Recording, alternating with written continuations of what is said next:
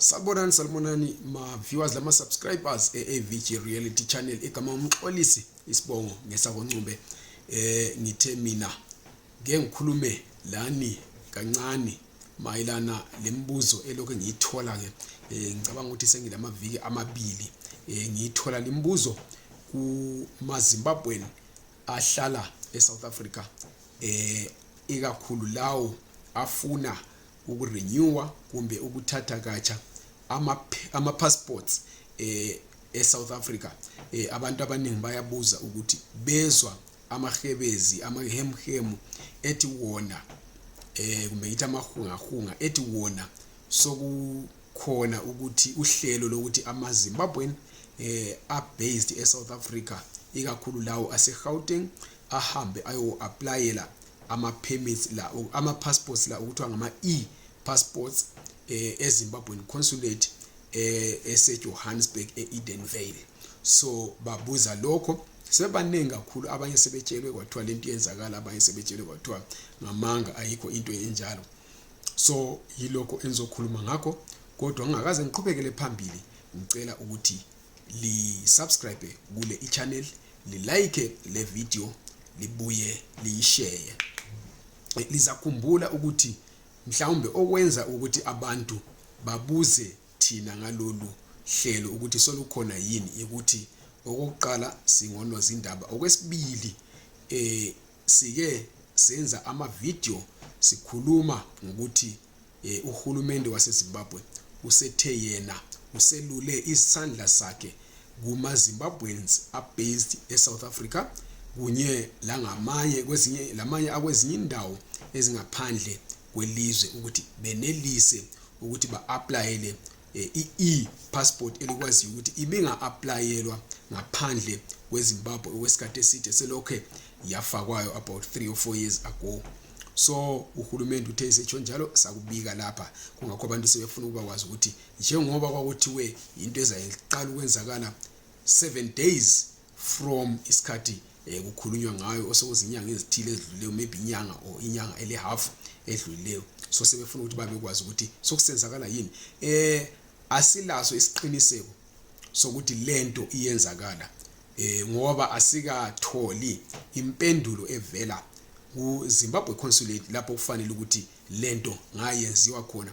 Kodwa esingakufakaza thina ukuthi kule phephandaba lasekhaya eliphuma nsuku zonke elikhulume lomunye weziphathamandla zikahulumende laselibika lelo phepha ukuthi hayi uhlelo lolu soluqalile, kukanti njalo isiphathamandla zikahulumende lesi sithe sona vele uhlelo soluqalile, sabuye sathi kulabantu abatrainwayo ukuthi banelise kumbe bafundise kulabantu abatrainer abantu abasebenza econsulate. Ngubeke kanjalo kulabantu abakhitshiweyo uhulumende ekhaya nje basasitshila ukuthi uhulumende uthe uzokhipha abantu ukuthiwa sebekhona econsulate eEdenvale, njalo sebetrainer abantu abasebenza econsulate ukuthi babekwazi ukucapture ama details omuntu for passport ngoba ayifani lalamanye ama passport akade senziwa. Kungakho sebekhona labo bantu kuthiwa sebetrainer, bangaqeda ukutrainer istaff sase consulate kuthi ukuthi ke abantu sebezabizwa kuthiwe nantu uhlelo solukhona wezani lizo applyela ama passports. Kodwa njengoba ngake ngatsho ngasekuqaleni ukuthi uhulumende wethu usuka abe labantu abanengi angabangalithandiyo iqiniso, abasuka bapolitike lapho kungadingeki khona. Siyathi ama elections adlulile last year alandela zabe ngo2028, kodwa ipolitiki yabo abayiyeki. Kungakho asikabi lesiqiniseko sokuthi lento isikhona yini. Silo saqhubeka silokho sizama ngoba sike sazama ukufonela iconsulate ku number zabo abafonelwa yizo isikhathi esiningi azibanjwa lezo number, sabafakela le ama WhatsApp abaphenduli kumbe ngithi abakaphenduli lawo ma WhatsApp. Kungakho okwamanje thina esingalitshela khona ukuthi uhulumende kumbe ngithi isiphathamandla esisodwa sikahulumende sesithe lolu hlelo has been rolled out solukhona, kodwa asikabe lesiqiniseko salokho unless and until sithole isiqiniseko kumbe ngithi umbiko ovela eZimbabwean consulate eseJohannesburg uthiwa lokho sokwenziwa.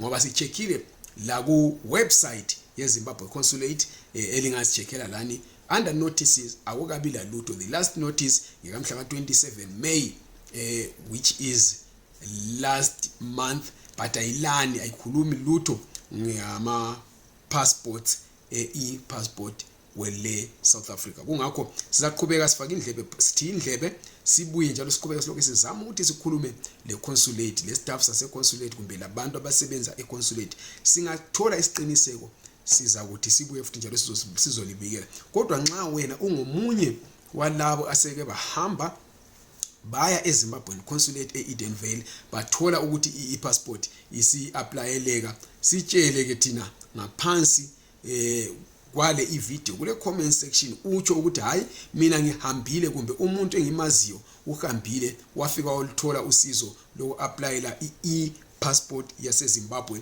eSouth Africa eJohannesburg, ukwenzela ukuthi sibikele abantu. Ubuye ukhulume futhi njalo ukuthi lowo muntu ukhokhe malini, ngoba into abantu abathanda ukuthi bayazi ukwenzela nxa behamba besiya lapho kuyikuthi lolu hlelo solukhona bahambe bezimisele, bengafiki lese bephendukiswa kumbe imali isisilela kumbe bathwala imali eningi kakhulu bagcine sebebanjwe inkunzi balahlekelwe imali eziningi. Kungakho yiko lokho esithe sikhulume ngakho ngosuku lonamhlanje. Ngiyabonga kakhulu, lingakhohlwa ukusubscribe nokulike le video kunye lokuyishare.